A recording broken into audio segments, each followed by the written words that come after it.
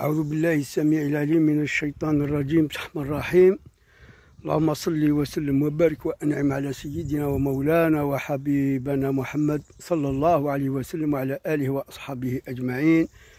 رب اشرح لي صدري ويسر لي أمري واحلل عقدة من لساني يفقهوا قولي. Aujourd'hui, on a programmé l'escalade de la montagne. Inch'Allah, là, je suis à ma première halte, essoufflement. J'ai fait environ presque 1,5 km, 2 km. Bon, je vais reprendre dans un instant, mais je suis inspiré comme ça, en marchant, qu'il faut donner notre avis sur ceux qui critiquent, que ce soit verbalement ou par écrit, donc tout le système ou des personnes du système politique algérien. Pour le musulman, ceci est interdit par la charia islamique. D'abord, Allah يقول وأطيعوا أولي الأمر منكم. أولي الأمر, c'est le président de la République, c'est le chef du gouvernement, les ministres, les PDG, les directeurs généraux donc des grandes institutions de l'État, les walis, les chefs d'aïra, etc. Donc tous ceux qui sont dans l'appareil de l'État sont en quelque sorte à des degrés moindres dans la hiérarchie ou l'amr. Ils détiennent donc le pouvoir sur vous. Mais pour comprendre ceci, il faut revenir que c'est Dieu qui, dans les postes de président, de ministre, de juge, de wali, etc., les gens oublient ça, ils croient que c'est des gens qui ont pu ça, d'ailleurs même chez nous, hein, par le marifa, par le piston, les passes d'arwa, etc. Et ils oublient que même derrière le passe d'arwa, derrière le piston, derrière le marifa, etc., il y a la main de Dieu. يقول الله عز وجل قل اللهم مالك الملك تؤتي الملك من تشاء وتنزع الملك ممن تشاء وتعز من تشاء وتذل من تشاء بيدك الخير إنك على كل شيء قدير. Attention, l'islam est intransigeant. Il est très c'est-à-dire méticuleux, et la charia est très, en quelque sorte, affinée, fine, parfois une position donc qui contredit certains principes canoniques de l'islam, peuvent entraîner donc celui qui l'a prononcé ou qui l'a donc défendu comme ça, vraiment dans l'égarement grave. Et peut-être ce serait donc le début de l'escalade d'un istidraj, donc l'escalade divine vis-à-vis de lui, parce que peut-être Dieu voudrait révéler le contenu de son cœur. Critiquer dans le sens que dans notre cœur, par exemple, il y a cette envie de voir le bien-être social.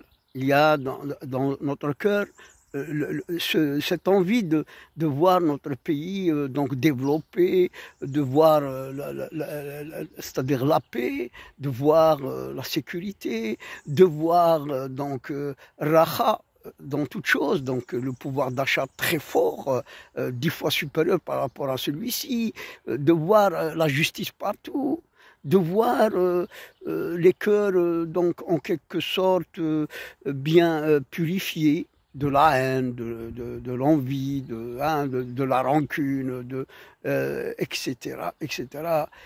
Donc de voir une société très saine. Si les critiques sont comme ça, dans ce but-là, elles sont acceptées par la charia et par Allah Azza wa Jal en premier lieu. Parce que critiquer quand on n'a pas d'information, critiquer le président de la République, le wali, le ministre, etc., quand on n'a pas d'information. Tout d'abord sur son plan d'action, sur sa politique. Ensuite, sur ce qu'il a donné comme ordre, comme commandement, comme orientation à ses subordonnés, ainsi de suite, dans la hiérarchie de l'État jusqu'au maire de la commune. Bon, quand on ne connaît pas ces informations, quand on ne connaît pas surtout aussi les barrières, les blocages, les difficultés à arriver à réaliser même des ordres, même des circulaires, même des décrets de l'État sur le terrain. Nous vivons actuellement une opération que le président de la République et les hauts responsables de l'État ont voulu pour le pays. C'est l'importation, on a dit, de 1 million de têtes de moutons pour l'Aïd al-Adha. Regardez, 1 million. Tout d'abord, c'est vraiment la charrue avant les bœufs. Ils n'ont rien préparé avant. Et que malheureusement, les pauvres, ne leur va pas donc leur être permis d'acheter parce que tout d'abord, il y a donc des problèmes, beaucoup de problèmes pour l'acquérir, ce mouton. Donc le citoyen pauvre ne va pas profiter. Et ceux qui vont profiter, ils vont souffrir pour l'avoir. Le marché actuellement reste presque le même que l'année passée. Donc voilà que l'intention, la bonne volonté de l'État, malheureusement sur le terrain, elle ne trouve pas donc réalisation, concrétisation au profit donc des pauvres et des pouvoirs d'achat très faibles. De l'autre côté, là, on connaît que le président de la République a donc décrété de donner une allocation touristique de 750 €. Et regardez, il y a bientôt 6 mois de l'année 2025 et tout le système donc, pour l'octroyer, pour la donner, n'est pas encore mis en place. Encore la charrue avant les bœufs. Mais ceci, moi, j'incrimine pas uniquement, sincèrement, le chef de l'État. C'est pas lui l'État. Hein. Le chef de l'État, c'est comme un DG.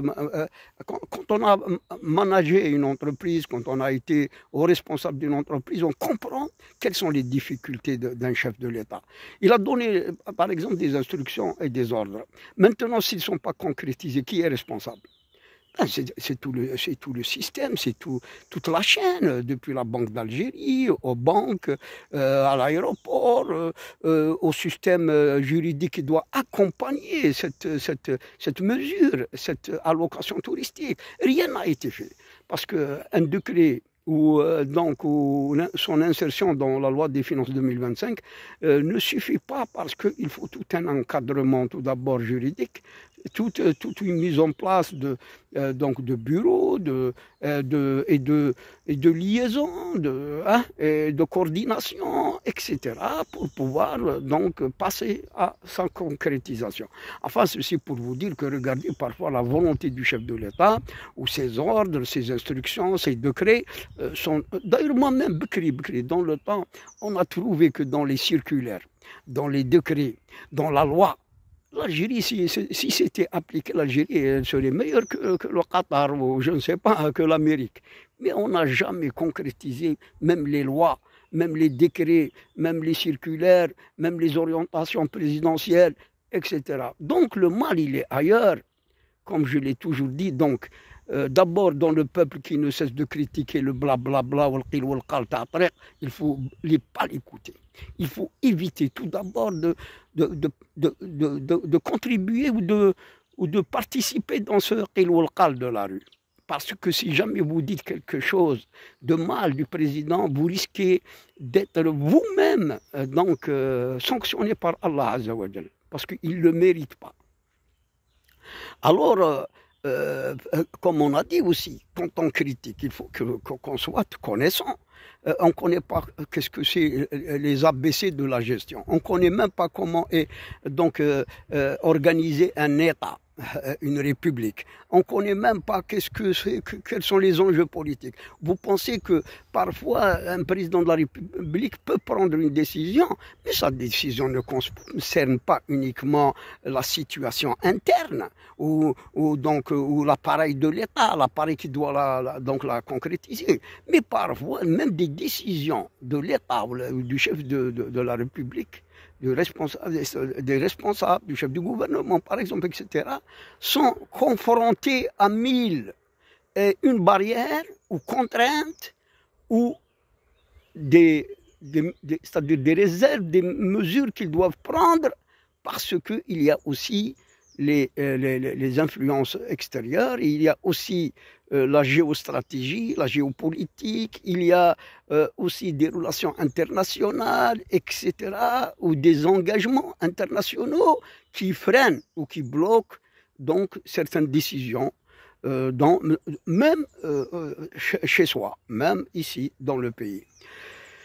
Voilà, dans cette première arte, je voulais dire ceci, critiquer, il faut avoir l'information, parce que si tu n'es pas musulman, il n'y a pas de problème. Si tu ne fais pas de prière, si tu es avec le diable, tu peux chanter, il n'y a pas de problème. Mais si tu es musulman, il faut craindre Allah.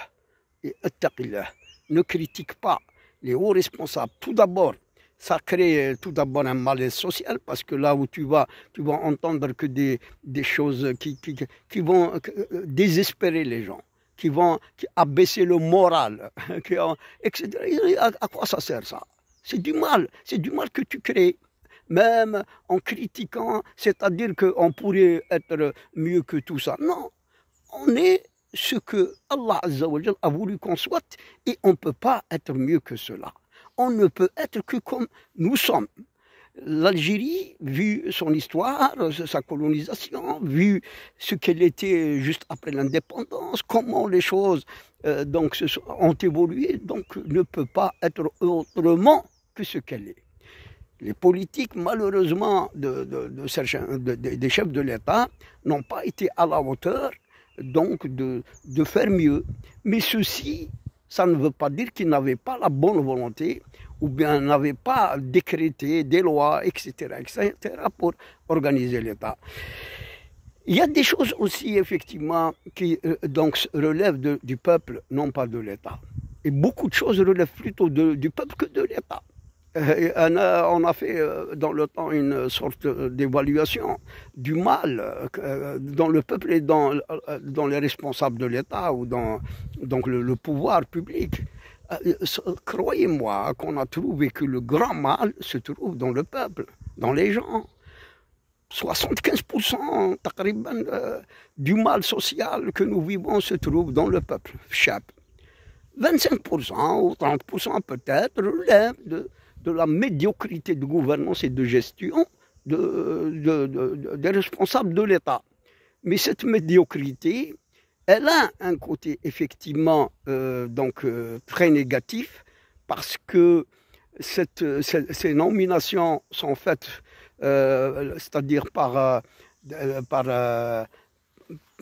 connaissance, par marifa, par piston, etc., mais non pas par des critères de compétences et d'hommes qu'il faut à la place qu'il faut. Et c'est ça le grand mal. Le deuxième mal, c'est parce que parfois, c'est-à-dire que même la bonne volonté des pouvoirs publics ne trouve pas sur le terrain donc un accueil et des facilités pour donc sa concrétisation. Salam alaikum wa rahmatullahi wa barakatuh.